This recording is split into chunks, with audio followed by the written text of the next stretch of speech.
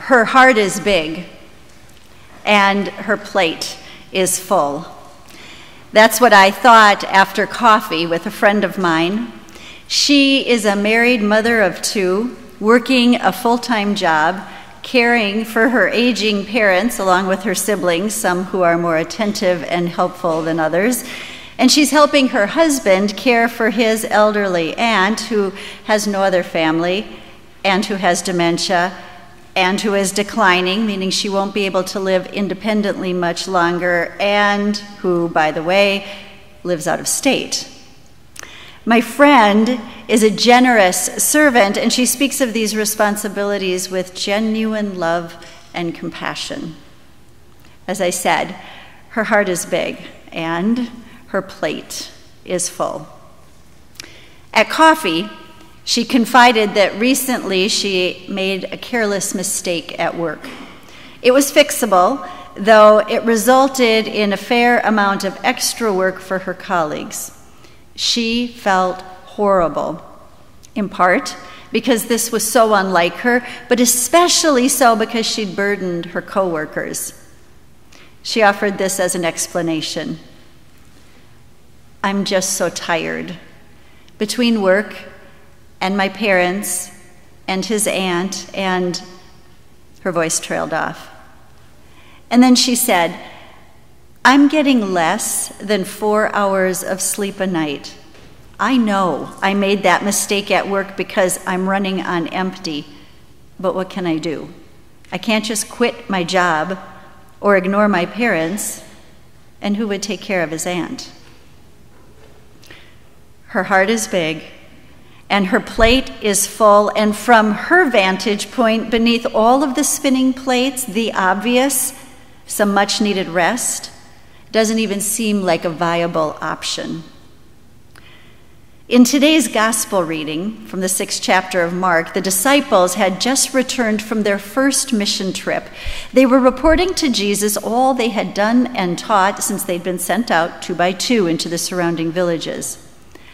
I imagine that report was both animated and enthusiastic, in spite of the fact that the disciples were undoubtedly exhausted. According to Scripture, they had no time for leisure, even to eat. In response to their stories of healing and casting out demons and teaching and proclaiming the good news, Jesus said to them, "Come away to a deserted place all by yourselves and rest a while."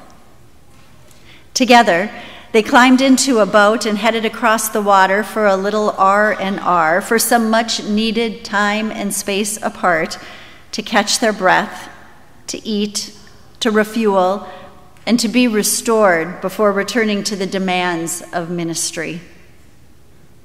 You know what happened next. According to the Bible, many saw them going, recognized them, and hurried there from all of the towns and arrived ahead of them. Can you imagine the scene? These people were in hot pursuit. They were so determined that they traveled faster on foot than the disciples and Jesus did by water. Now, the Bible doesn't say how the disciples reacted when they saw the crowd waiting for them, but it doesn't matter, because what the Bible does tell us is how Jesus reacted.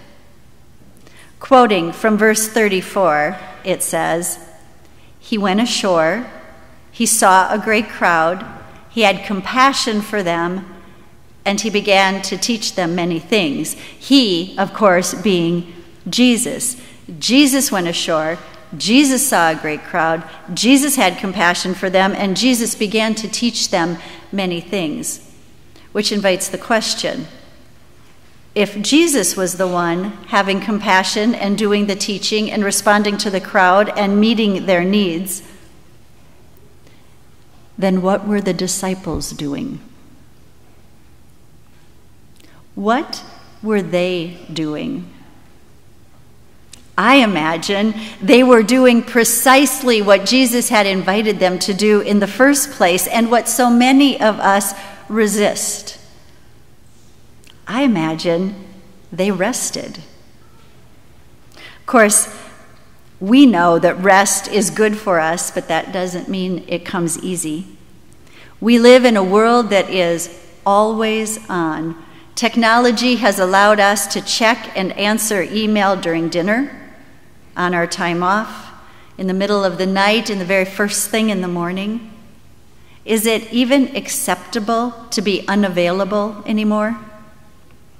We also live in a world that has elevated busy to a status symbol. In her book, An Altar in the World, Barbara Brown Taylor writes, in China, the polite answer to the question, "How are you?" is, "I'm very busy, thank you." And we live in a world that is moving so very fast, so fast that if you are not present for even a minute of it, you risk missing out on something important or being passed over, or worse yet, being replaced. And we live in a world of our own prideful design that insists without us and our work and our service, things are likely to fall apart.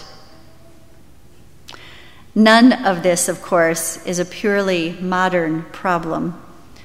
God knew that we would have a hard time resting, which explains why the Bible is so full of invitations and promises and reminders, even commands for us to rest. In fact, rest is built right into the fabric of creation itself. You remember, from the 2nd chapter of Genesis, listen carefully. For in 6 days the Lord made heaven and earth and sea and all that is in them, and he rested on the 7th day. Therefore the Lord blessed the Sabbath and hallowed it. Did you catch that? In the words of Abraham Heschel, the first holy thing in all of creation was not a people or a place, but a day.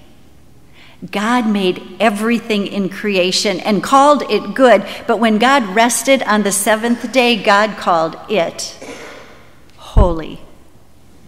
Heschel continues, that makes the 7th day a place in time into which human beings are invited every single week of our lives.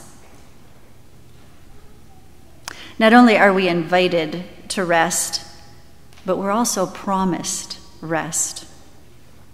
To the people of Israel who were just about to enter the wilderness where they would spend the next 40 years, God said, "My presence will go with you, and I will give you rest." And we're reminded to rest.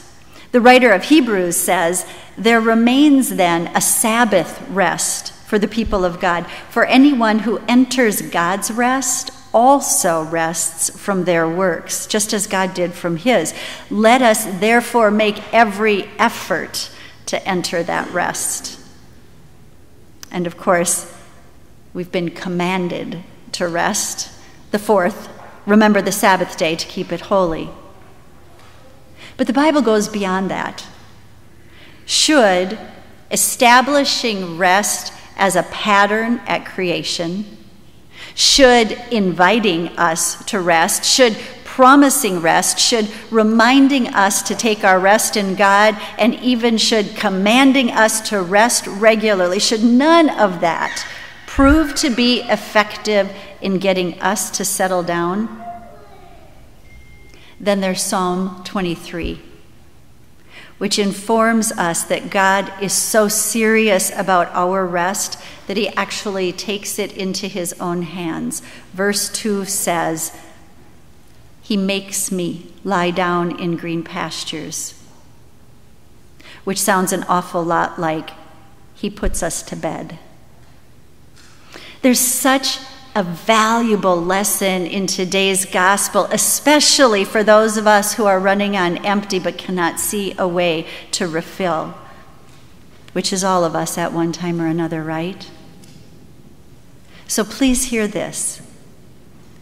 When the crowds press in against you, when they seem to always beat you to the other side, when the demands of your life are overwhelming, when the spinning plates overhead start to wobble and threaten to come crashing down, and when your ability to be fully present to those who need you and to those you love and serve, when that is compromised because you're running on empty and because your capacity to give is finite, know this. While you allow yourself to lie down in the green pasture and to take your rest in the presence of God, in your absence, the needs of those you love and serve will be met by our compassionate God, whose capacity to give and to respond is infinite. So please don't be afraid. And hear when Jesus is calling to you, come away to a deserted place all by yourselves and rest a while. In the name of our